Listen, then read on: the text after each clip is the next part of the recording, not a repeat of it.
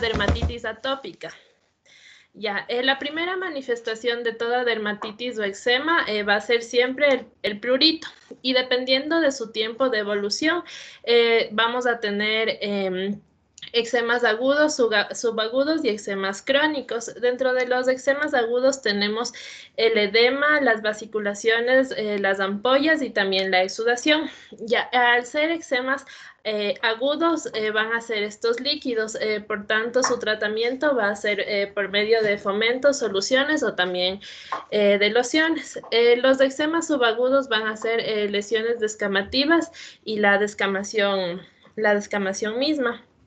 También tenemos el eczema crónico, que es la liquenificación, la formación de grietas y la fisuración. Ya, para este tipo de eczemas siempre es necesario hacer un raspado mantenido para que aparezcan estas alteraciones, es decir, la persona debe haberse rascado continuamente. Estas son lesiones secas, es decir, van a caracterizarse por presentar una hiperkeratosis.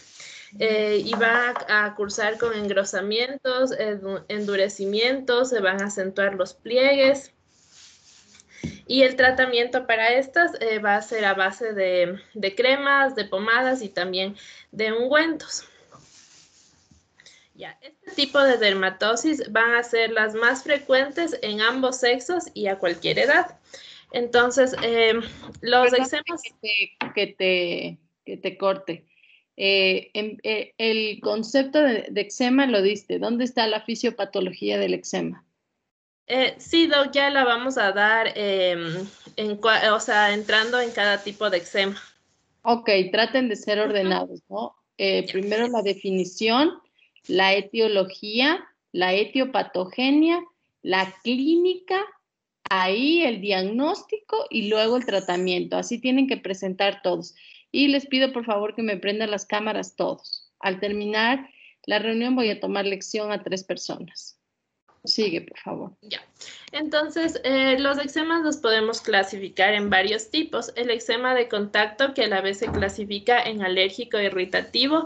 El eczema atópico, tenemos el eczema seborreico y otro tipo de eczemas poco comunes que son el dishidrótico, el numular y el de éstasis, a pesar de que existen también otros tipos de eczemas. Entonces, vamos a empezar con el eczema de contacto. El eczema de contacto, vamos a empezar por el eczema de contacto alérgico. Ya, este se va a dar principalmente por un proceso alérgico o de sensibilización y se va a dar por la penetración percutánea, por la aplicación que puede ser de alguna sustancia o el haber tocado alguna sustancia que nos pueda provocar alergia en la piel. Esta se va a favorecer. ¿Cuántos eczemas de contactos hay? Dos, el alérgico y el irritativo. Es lo primero, para que ellos entiendan. Hay 2 tipos de eczema de contacto. Cuando tengo contacto, y ahí sí los dividen en alérgico o irritativo. Sigue, por favor. Bueno, entonces, como ya mencionó la doctora, vamos a empezar por el alérgico. Y este se va a favorecer mucho por la atopía y por la humedad. Entonces, este se va a caracterizar por aparecer en individuos con una sensibilización previa. Va a haber una fase de inducción y una fase donde ya se va a presentar la manifestación clínica. Se caracteriza principalmente por ser un proceso de hipersensibilidad de tipo 4, que es retardada. Ya como ya les mencioné, siempre va a ser preciso que exista una sensibilización previa al alergeno. Entonces, vamos a tener una fase de inducción que va a durar en promedio 4 días. El alergeno va a entrar en la epidermis y se va a unir, el alergeno entra a la epidermis y se va a unir a una proteína cutánea, formando un antígeno completo, el que va a ser procesado por las células de Langerhans. No sé si se ve mi puntero. Sí se ve. Sí. Ya. Entonces, como les mencionaba, se va a formar un antígeno completo, el que es procesado por las células de Langerhans, y este a la vez, ay, no lo encuentro, y este va a la vez ser presentado a las células T. Se va a producir aquí una intensa proliferación de linfocitos efectores y a la vez linfocitos de memoria en los ganglios linfáticos, y estos van a entrar a la circulación. Ya, cabe recalcar que este proceso, durante que sucede esta primera fase de inducción, la persona no va a sentir ningún tipo de molestia. La manifestación clínica se va a presentar 48 horas después de una reexposición. Ahora, ¿qué pasa en la reexposición? Los linfocitos, como ya reconocieron previamente al alergeno, se va a dar una transformación blástica intensa y una proliferación clonal. Se van a liberar mediadores de inflamación, entre ellos neutrófilos, monocitos y también basófilos. Entonces, clínicamente, ¿cómo se va a presentar? Inicialmente va a haber un prurito, va a haber un eritema y van a provocarse vesículas de secreción. Ya, y cuando este suele ser limitado, es decir, en cuanto dejamos de tener el contacto con la sustancia que está produciendo la alergia, va a cesar. Entonces, clínicamente puede haber forma aguda y crónica dependiendo de la localización donde se encuentra la lesión y el lugar del contacto del alergeno. Ahora, las causas más comunes de la dermatitis de contacto alérgica van a ser, en el caso de las personas que trabajan en el campo o de las personas que visitan el campo, van a ser los alérgenos de las plantas, los alérgenos de las plantas, principalmente las hiedras venenosas o plantas como se le conoce comúnmente, la ortiga, que produce un prurito intenso y también la formación de pequeñas ampollas y eritema. También tenemos, en el caso principalmente de las mujeres, el uso de bisutería a base de níquel. Tenemos el uso de formaldehído y parafeniledonodiamina, que se encuentra en tintes de pelo, en telas, en colorantes y en maquillaje. También tenemos la neomicina, la goma, que se encuentra en textiles, en vulcanizados de caucho y de hule, y también en resinas epóxicas y acrílicos, y también una buena parte de las fragancias. Ahora, la alergia provocada por el níquel o por la joyería de fantasía principalmente se va a presentar en el cuello, también en los dedos, donde se colocan los anillos, y también en las muñecas. Ya, la dermatitis provocada por la goma o por el formaldehído es presentada generalmente a nivel de donde va la hebilla del pantalón, o también por prendas demasiado ajustadas, principalmente en brazos y tobillos. Ya, ahora también las fragancias suelen provocar también la dermatitis de contacto por su contenido. También el uso de remedios caseros, como es el untarse mascarillas caseras hechas, o sea, estaba leyendo que principalmente el colocar limón y azúcar sobre la piel en algunas personas suele provocar una irritación intensa. Ya, ahora también este tipo de dermatitis alérgica va a ser muy común encontrarla en el dorso de la mano, y esta se podría decir, es de origen profesional, principalmente en medicina y en personas que realizan la limpieza, ya que están en contacto directo con el hule o con cualquier otro material que puede causar irritación en las manos. Ya, y también otra de las características de este tipo de dermatitis de contacto es que la lesión puede aparecer en localizaciones distintas a la zona de contacto mismo. Ahora, como ya les había mencionado, las características clínicas van a aparecer entre 5 a 21 días después de la primera exposición y de 1 a 3 días cuando el individuo ya se encuentra sensibilizado, o puede ocurrir en ese mismo instante cuando hay la reexposición. Aparece en el sitio de contacto con la sustancia y en cualquier otra zona. Siempre se va a presentar prurito, eritema, y el edema va a ser variable, es decir, no siempre va a estar presente en la zona donde se presenta la dermatitis. Hay una alta probabilidad de que se encuentren ampollas, y comúnmente en las mujeres con el uso de anillos o cadenas, la configuración de la lesión va a ser lineal o redonda, y también esta puede extenderse. En el caso de las mujeres que utilizan maquillaje, comúnmente este tipo de dermatitis se puede presentar en párpados y en espacios interdigitales. También en las comisuras de los labios es frecuente.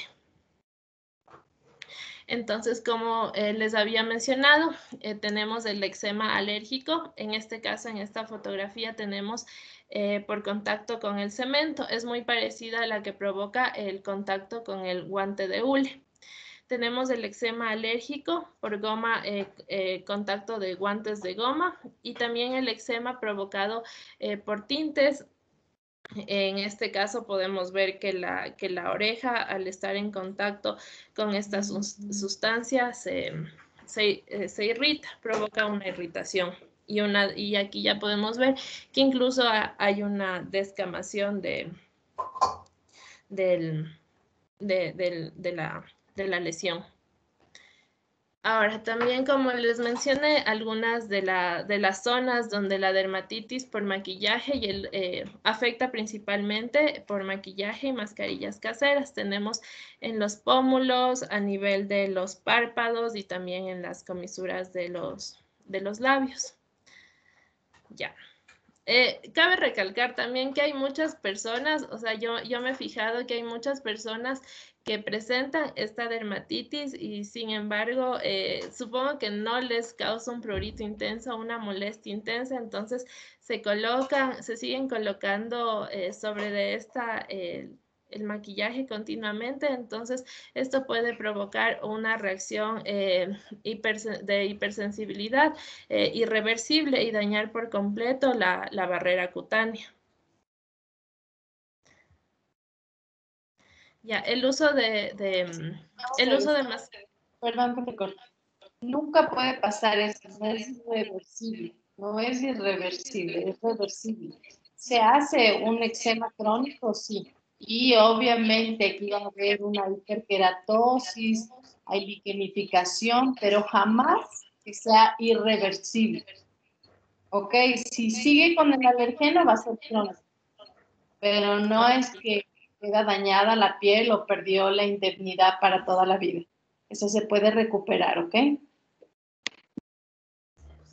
Ya, entonces otro de los problemas frecuentes es el uso de mascarillas y el colocar la sábila, a pesar de que es una planta muy noble y con muchas propiedades. En pieles sensibles suele provocar una irritación intensa. Ya. También tenemos la dermatitis de contacto a los elásticos, que, como ya les mencioné, se produce por los aceleradores de la goma, los cambios químicos por lejía y cambio de prendas nuevas. En los tobillos se suele dar porque las medias están demasiado ajustadas. A nivel de la cintura y cadera, también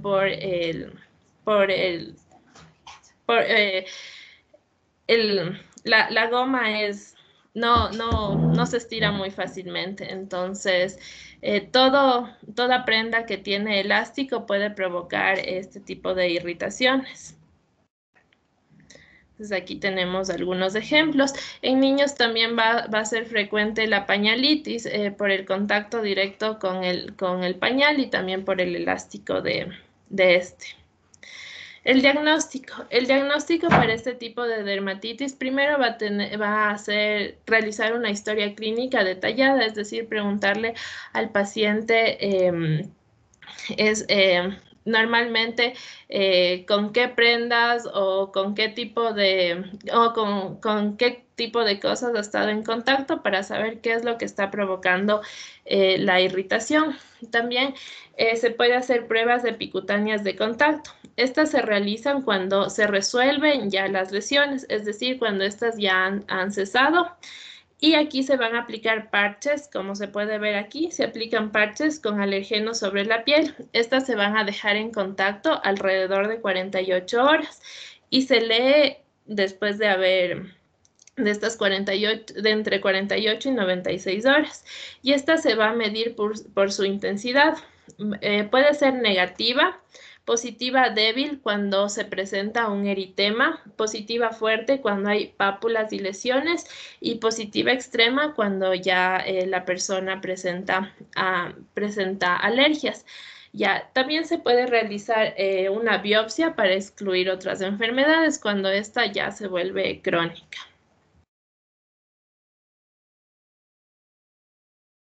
Ya. Ahora el tratamiento. Ya, primero la base del tratamiento para esta dermatitis va a ser retirar por completo el alergeno. Segundo, la aplicación de un corticoide que podría ser la hidrocortisona o triamcinolona. También se pueden utilizar pomadas a base de hidrocortisona. También antihistamínicos orales, ya que ayudan para disminuir el proceso alérgico. En caso de la dermatitis de contacto alérgico grave, se puede utilizar corticoides tópicos potentes 2 veces al día, como la fluocinonida o el clobetasol. También en casos graves ya generalizados, también es una buena elección la prednisona por vía oral, entre 40 y 100 miligramos durante 5 o 7 días. Y también cremas para restablecer la barrera cutánea. Ahora vamos a hablar de la dermatitis de contacto irritativa. Esta es mucho más frecuente que la alérgica. Esta va a ser una lesión tóxica directa de la piel. Esta no es una reacción inflamatoria inmunológica. Pregunta aquí. El corticoide, de acuerdo al lugar, ¿cómo lo colocas? Tú me hablabas de si es crónico, tú piensas que hay que ponerle de mayor potencia, o de acuerdo a qué vas a prescribir el corticoide. Ya, primero, o sea, dependiendo del lugar donde se encuentre, porque si esta es localizada, es decir, en una zona específica, entonces se pueden aplicar cremas o lociones, dependiendo si esta se encuentra seca o esta ya está húmeda o sigue húmeda. Eso es el tipo de, o sea, la hidratación, pero yo te estoy hablando del tipo de corticoide. ¿Qué corticoide usarías tú? O sea, podrías, o sea, yo, la hidrocortisona, porque se encuentra en varias presentaciones. ¿Qué tiene que ver aquí? ¿Qué tiene que ver o sea, en esta parte ustedes tienen que entender que los corticoides son de alta y de baja potencia. Y dependiendo del lugar en donde yo tengo la dermatitis de contacto, yo lo pondré, ¿sí? Entonces, no es lo mismo que yo coloque en un párpado, que es la piel más delgada, o en un bebé, que yo tengo una dermatitis de contacto en las palmas, en las plantas de los pies, en las piernas. ¿Por qué? Porque va a ser una piel más gruesa. Por lo tanto, yo necesito un corticoide de alta potencia o de mediana potencia. Si yo tengo en las manos, usaré un clobetasol, pero si yo tengo en la cara, usaré una hidrocortisona. Si yo tengo en el pecho, en la espalda, usaré de mediana potencia y usaré un furato de mometasona. ¿Sí? La triamcinolona no viene en crema, la triamcinolona viene para inyectar y intralesional, entonces no lo usaría. ustedes tienen que entender que ante esto ustedes tienen que volver a que esa barrera, o sea, a volver a poner una barrera cutánea, ¿sí? Para eso necesitan primero hidratantes, recuperar esa barrera. ¿Qué cremas tienen hidratantes? Entonces ahí nosotros no vamos a poner loción, ustedes necesitan hidratar. Entonces ustedes necesitan una crema. En la crema tenemos emolientes, oligoelementos, ¿sí? Entonces ahí, y algunas cremas vienen con adicional, digamos, Imoduli, antiinflamatorios, el activo oligo-skin, que estimulan, ¿sí? Como o ayudan como antiinflamatorios. Entonces eso es lo primero, un sustituto de jabón. Primero quitamos el agente que es el que está causando la alergia, ¿verdad? Es lo primero que le decimos al paciente. Y si no sabemos, le hacemos anotar al paciente, señor, ¿qué ha hecho durante todo este tiempo? Vamos a anotar y cuando usted nota más, qué ropa se puso, qué perfume usó joyas. Generalmente esto ellos mismos dicen, mire, lo que pasa es que me estoy desde que empecé me quedé sin trabajo y lavo los platos, me pongo guantes, no sé, me pongo un collar, el níquel, o es muy importante sí, la anamnesis, porque los trabajadores, pongamos las personas que trabajan pintando uñas, las peluqueras, los albañiles, o sea, por todas las sustancias que usan, ocasionan esto, ¿sí? Entonces, primero quitamos el alergeno. Segundo, el antihistamínico, le va a picar. Entonces, puedo poner un antihistamínico, un H1, un H2 que va a bloquear. En la mañana el 1, el H2 en la noche. Después de eso, ya he hidratado la piel, ya tengo un sustituto de jabón. Yo voy a ponerle el corticoide y esto sí es muy importante. Lo que les decía, de acuerdo al lugar que está, de acuerdo a la edad del paciente, de acuerdo al tipo de piel, porque puedo tener una viejita que tiene en los brazos, pero tiene una piel atrófica. Entonces, si yo le pongo furato de mometazón, la mato, porque el corticoide es el mejor antiinflamatorio, pero ocasiona un adelgazamiento de la epidermis, entonces la friego, o sea. Entonces, en ese caso, ustedes van a usar un prednicarbato, que es de baja potencia, una hidrocortisona, todo tópico, ¿ok? Por eso te hacía yo la pregunta. En casos graves, si doy yo, sí le doy prednisona oral, dependiendo del paciente, de efectos adversos que esto ocasione, de acuerdo, o sea, siempre revisen al paciente. Si es un diabético, la prednisona ocasiona hiperglicemia, o sea, todo, tiene una gastritis, puede ser una úlcera, ¿sí? El paciente tiene osteoporosis, esto ocasiona resorción ósea. ¿Cuánto tiempo yo voy a usar de corticoides? Entonces, de acuerdo a eso, yo suplo lo que yo estoy haciendo, ¿sí? Le pongo un inhibidor de la bomba de protones para que tome en la mañana, le voy a dar calcio extra con vitamina D, ¿sí? Voy a suplir todo lo que yo estoy haciendo. Eso, Ya. sigue, por favor. Sí, lo que pasa es que no le entendí la pregunta. Gracias. Entonces, otro tipo de eczema de contacto es el irritativo. Como ya les estaba mencionando, este es el más frecuente.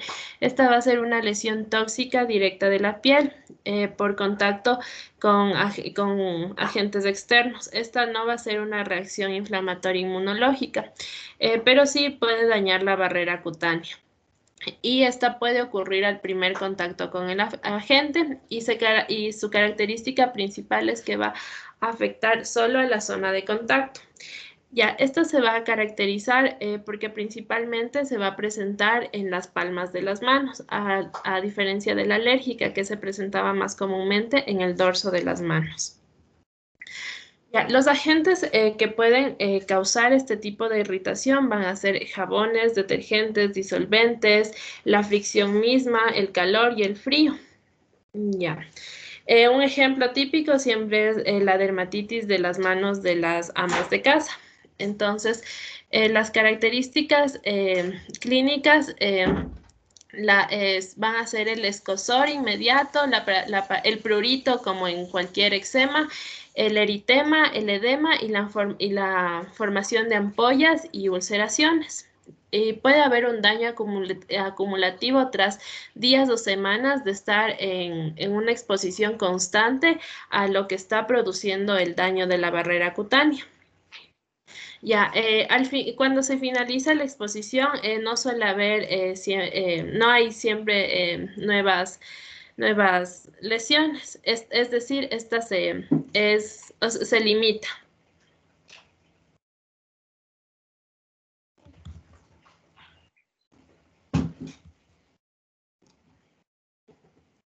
Ya. ¿Cómo se hace el diagnóstico? Este tipo de dermatitis de contacto puede presentarse tanto aguda como crónica y es importante siempre excluir la dermatitis de contacto alérgico. Es decir, la aguda se va a presentar siempre en puntos de contacto inmediatos a la exposición. La crónica va a ser difícil de diferenciar porque normalmente en el caso de las amas de casa tienen un historial de exposiciones no solo a un tipo de agente irritativo, sino a varios agentes irritativos, que puede ser el jabón, el frío, la fricción, el calor y los disolventes. Ya. ¿Cómo se va a excluir la dermatitis de contacto alérgica? Por pruebas de provocación, es decir, se van a poner en contacto en la piel algún tipo de jabón o cualquier otra sustancia que la ama de casa o cualquier persona tenga a la mano y esté en contacto regularmente. Ya, y la mejoría al interrumpir, va a haber una mejoría siempre al interrumpir el uso del irritante. Entonces, como podemos ver aquí, en la aguda solo va a haber el contacto, la irritación en donde se encuentra la exposición. Aquí, por ejemplo, es a nivel de la nuca. Aquí podemos ver en las manos cuando hay una exposición constante a más de un agente. Ya. El tratamiento, como en cualquier dermatitis, como en la dermatitis alérgica también, el primer paso es retirar el agente irritante y darle un tipo de protección. También se le indica a la persona que debe hacer una limpieza con geles para piel sensible y como nos mencionó la doc hace un momento, el uso de crema hidratante va a ser importante. En una dermatitis irritativa grave, que puede ser una quemadura de segundo grado, no se puede dar un tratamiento tópico. Mientras que en la dermatitis irritativa crónica, las cremas hidratantes van a funcionar bien, principalmente las que están hechas a base de lactato sódico de amoníaco. También los corticoides tópicos leves y moderados van a ayudar para la mejoría. Y cabe recalcar que en este tipo de dermatitis, la barrera se va a recuperar en máximo 4 semanas, porque cuando se retira el agente que causa la irritación, la piel puede regenerarse en menos tiempo. Ya. Ahora vamos a hablar sobre el eczema atópico. Ya, este también es llamado una neurodermatitis o prurito de Weisner. Ya, este es un trastorno inflamatorio de la piel de curso crónico y recidivante y principalmente va a afectar a los niños a pesar de que puede presentarse en cualquier edad, ya que al estar influenciado también por factores psicológicos, se va a presentar también comúnmente en la etapa, en la pubertad y también en la edad adulta, cuando hay influencias del medio externo. Entonces, va a alterar principalmente la permeabilidad cutánea. Se va a manifestar siempre por piel seca y un prurito intenso que va a provocar descamaciones. Va a ser también un trastorno hereditario y multifactorial. Se va a presentar más comúnmente en personas con diatesis atópicas, es decir, con un historial de asma, con rinitis, con conjuntivitis. Y siempre va a tener la tendencia a presentar una respuesta inflamatoria exagerada. Ya, y siempre va a ser pruriginosa. Entonces, esta se va a caracterizar por la liberación de histamina por parte de los mastocitos y los basófilos. Va a presentar una eosinofilia sanguínea y tisular, una exagerada respuesta de la IgE y una depresión de la inmunidad celular. Entonces, esta va, como ya les mencioné, esta va a tener diversos orígenes. Se puede dar por varias etiologías, principalmente constitucionales y genéticos, por una reacción inmunitaria exagerada, pueden ser neurovegetativos, metabólicos, psicológicos y por daños en la barrera cutánea. Ya, entonces, constitucionales y genéticos, va a haber se va a presentar una hipersensibilidad de tipo 1. Como ya les mencioné, también los antecedentes hereditarios van a primar aquí, y también las personas con diatesis atópicas. Ya, entonces, la inmunitaria, que suele ser la más común dentro de los eczemas atópicos. Ya, esto se va a caracterizar porque incrementa la actividad de IgE y falla bueno, esto no lo entendí también, lo que ocurre con el cromosoma 11q, pero se provoca porque hay una reactividad de la IgE y una disminución de la inmunoglobulina A. La disminución de la inmunoglobulina A suele darse en algunos afectados en los primeros meses de vida. Ya, también suele haber una disminución de los linfocitos T y eso predispone a que exista una gran susceptibilidad a infecciones. Al haber este desequilibrio de linfocitos T, tanto Th1 como Th2, se estimula la proliferación de la inmunoglobulina E. Y en respuesta, TH1, en respuesta a todo este desequilibrio de TH1 y TH2, TH1 suprime a la inmunoglobulina E y estimula la producción de inmunoglobulina G. Esta inmunoglobulina G va a afectar la maduración directamente de los linfocitos B y va a favorecer el cambio funcional de inmunoglobulina M a inmunoglobulina E. Es lo que se conoce como el cambio de switch, solo que este desequilibrio va a provocar que que haya una reactividad intensa. Entonces, al haber este estímulo de los linfocitos T, van a aumentar las citoquinas pruriginosas que se dan por la estimulación de los linfocitos T, que son la inmunoglobulina 4 y la inmunoglobulina 13. Entonces, esto explicaría el por qué este tipo de eczema se presenta por un intenso prurito y la respuesta inflamatoria va a ser siempre exagerada. En el caso de la producida por factores constitucionales y genéticos, la filagrina va a jugar un papel importante en los gránulos de queratoyalina, porque esta va a ser un molde que va a montar los filamentos de queratina, formando un estrato córneo basal.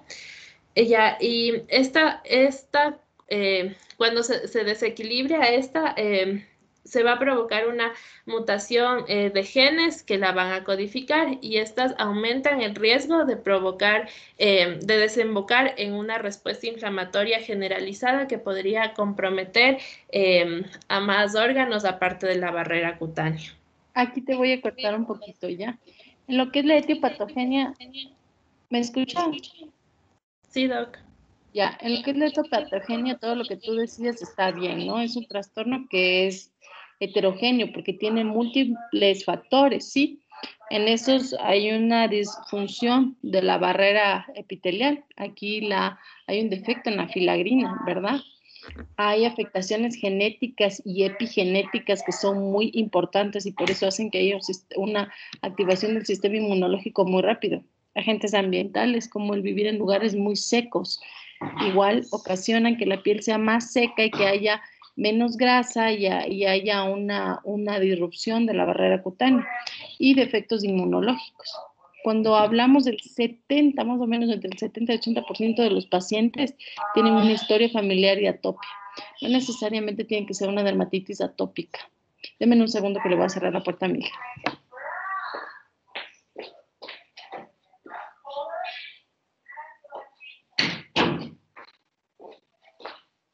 Perdón, entonces les decía que, o sea, más o menos casi todos los pacientes, un 80% de los pacientes van a tener una historia familiar positiva, que puede ser rinitis, pueden ser problemas de infecciones respiratorias repetitivas, puede ser, sí, una dermatitis atópica, pero generalmente estos tienen eso.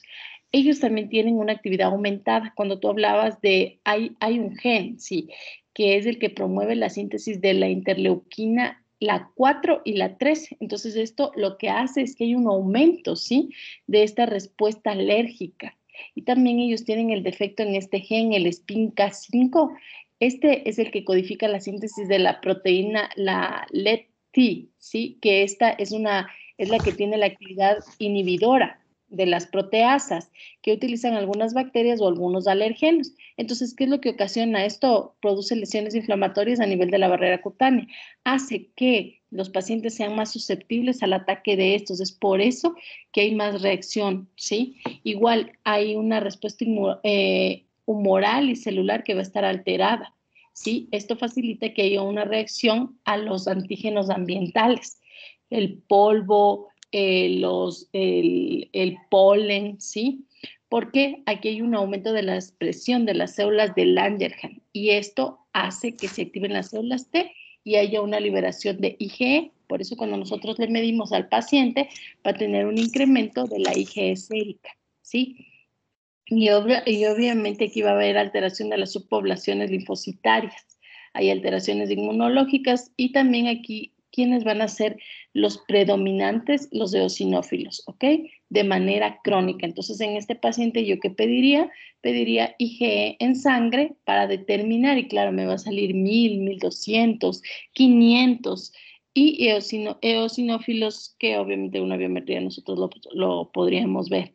También ellos tienen, o sea, hay factores constitucionales en ellos, que hay una alteración tanto de una reactividad vascular, ¿sí? Generalmente tienen esta tendencia a tener una vasoconstricción y luego va disminuyendo el umbral de estos pacientes del prurito, ¿sí? ¿Por qué? Porque hay una alteración del manto lipídico y también hay una alteración en la eliminación del sudor. Generalmente sudan menos estos pacientes. Cuando tú hablabas de, sí, o sea, y hay múltiples factores, también hay desencadenantes, o sea, no es parte, sino que también el estrés en el paciente, o sea, eso es un desencadenante porque hay una alteración inmunológica. Vamos a estudiar el estrés produce muchísimas cosas, entonces aquí induce cambios inmunológicos, ¿sí?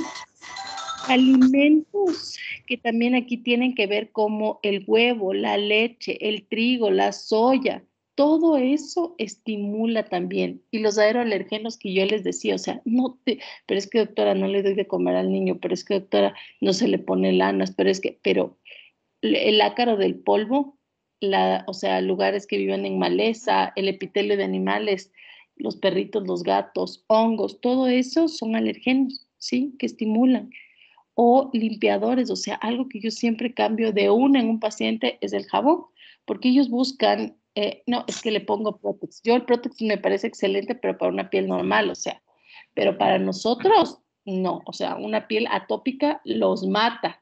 Entonces, ver qué tipo de jabón usa el paciente. O, es que la mando a lavar los platos, doctor, y mire, sí, es una atópica, tiene que lavar con doble guante.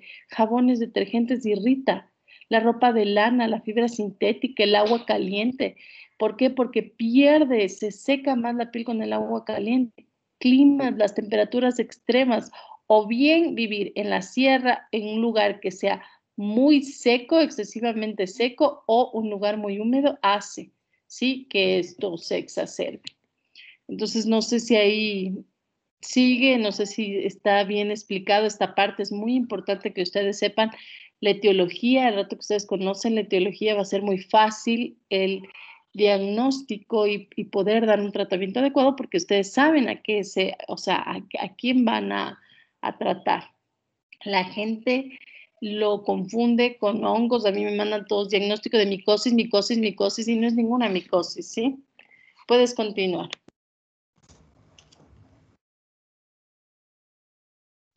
Bueno, entonces, como les mencioné, el eczema atópico siempre cursa con una piel seca por placas rojas e inflamatorias y se presenta evolución por brotes. Hay brote, remisión, siempre que la persona esté en contacto con la sustancia o con el desencadenante que esté provocando la irritación. Ya, los síntomas más habituales van a ser, como ya les mencioné, la piel muy seca, el prurito intenso, la piel puede estar, va a presentar siempre eritema, van a haber pequeños bultos que suelen ser como ampollas que se revientan muy fácilmente y provocando endurecimientos y descamaciones. Entonces es por eso que la piel puede presentarse engrosada. También en el caso del oído puede haber secreciones o sangrados. La piel al estar lastimada, lesionada siempre y al recibir la luz solar puede presentar cambios de color, no solo con el contacto con la luz solar, sino por la fricción constante provoca el cambio de color también. Ya, las lesiones están rodeadas de piel enrojecida, es decir, la piel irritada, y cuando ya esta se ha vuelto gruesa, se ha engrosado y presenta características de liquenificación, puede parecer esta un cuero. Doc, disculpe, algunos compañeros ya tienen clases y no sé si ya podríamos quedar en esta parte para seguir mañana. Quedemos hasta aquí. Ya, chicos. Ya, gracias. Hasta mañana. Gracias, Doc. Hasta luego. Gracias, Doc. Hasta luego. Gracias, hasta luego.